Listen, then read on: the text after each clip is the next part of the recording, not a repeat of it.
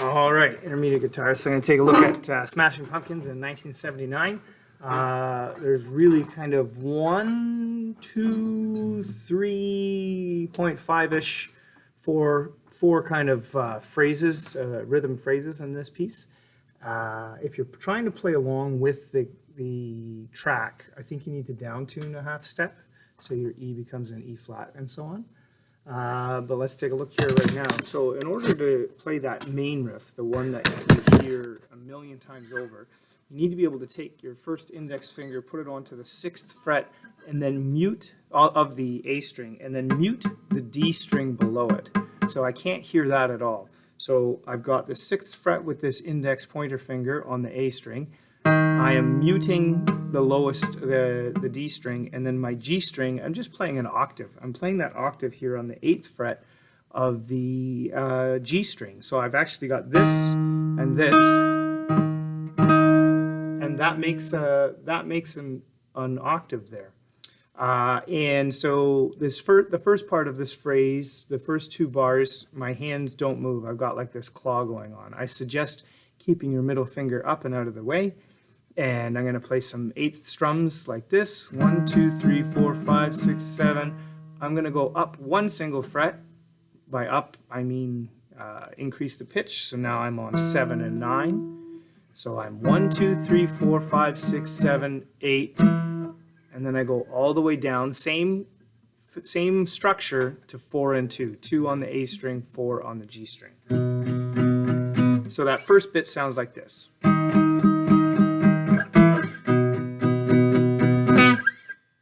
And it ends, so I've got 1, 2, 3, 4, 5, 6, 7, 8, 1, 2, 3, 4, 5, 6, and then I do something slightly different here. I'm going to hit that 7th, and I'm trying to remember if it goes every time. I get 6, 7, and 7 and. So it goes 1, 2, 3, 4, 5, 6, 7, 8, 1, 2, 3, 4, 5. I gotta get an extra little bit in there. And then we've got the second part to this phrase. And the second part to this phrase, I'm just gonna use my middle finger. You can use whatever finger you want. But the melody, the line here is, I'm gonna hit that 6th string on the, now I'm gonna use that string in the middle there, the one that wasn't being used, the D string. 6 with a bend, 4, down to 2, 2 back up to 4, 4 up to 6, 6 up to 9. And I won't really get into the timing, trying to explain the timing right now, but I'm going to let you hear it, and you can hear it in this song.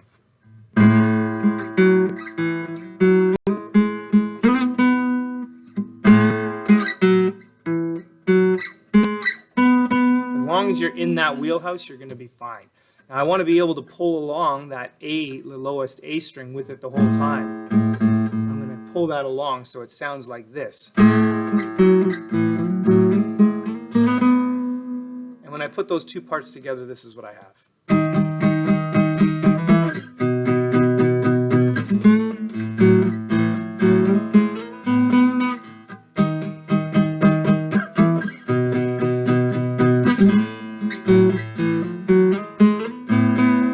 So let's call that a phrase, and there's 2 parts to it, but we're going to call it one phrase.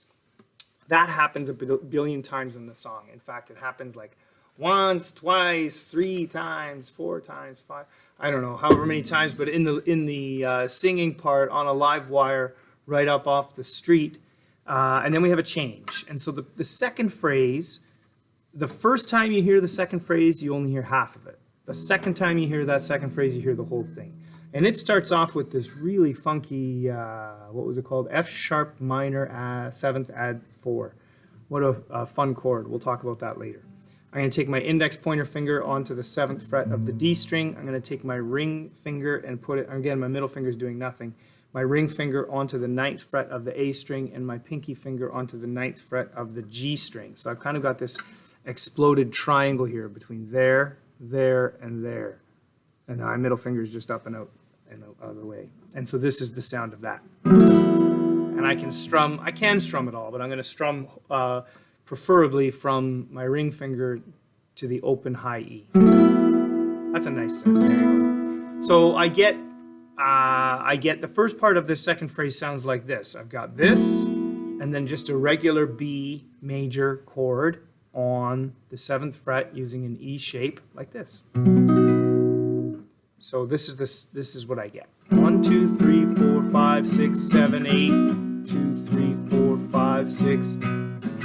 It's like the same pattern. 1, 2, 3, 4, 5, 6, 7. Change. 1, 2, 3, 6, 7, and then I go back to my first phrase. So I'm going to play the first phrase, and then you'll hear the beginning of the second phrase, and then how it goes back to the first phrase.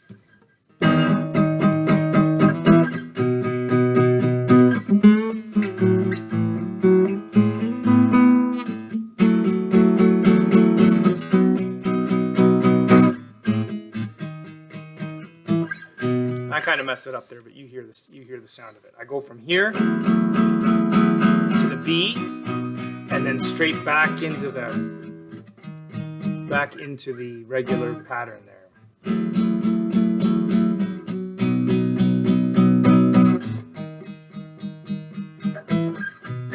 Okay, the next time through you hear that, and you're going to have to read the roadmap of the song to know when this happens, because I'm not singing along to Billy Corgan today. It changes slightly. I've got an additional 2 bars, so that second phrase becomes 4 bars long. First bar stays the same. Second bar stays pretty much the same. And then I'm just going to drop down to here, which is like an E power chord, and I'm going to play 7. And it's like an A-shaped off of the 7th fret. 7, 9, 9. And you can play open strings below. So I started with this, then to this, and then I dropped down to this. And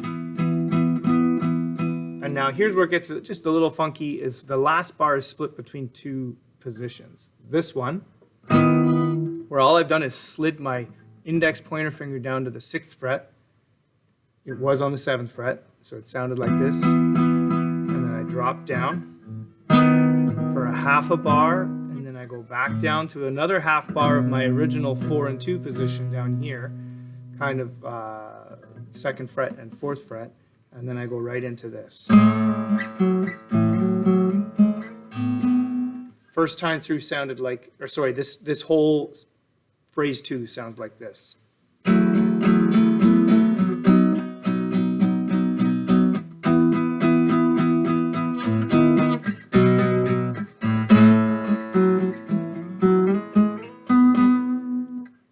And when you've got those 2 phrases in their halves and wholes, and you've got the that rhythm down of 1, 2, 3, 4, 5, 6, 7, move 1, 2, 3, then you really get the sense you can piece together, I think, almost, if not the entire piece.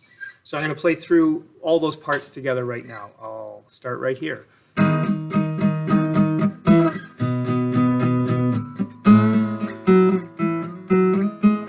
One more.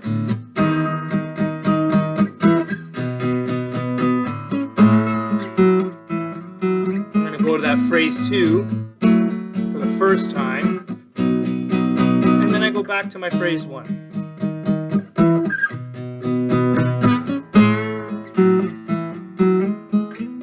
Now I'll go to phrase 2 the whole way through.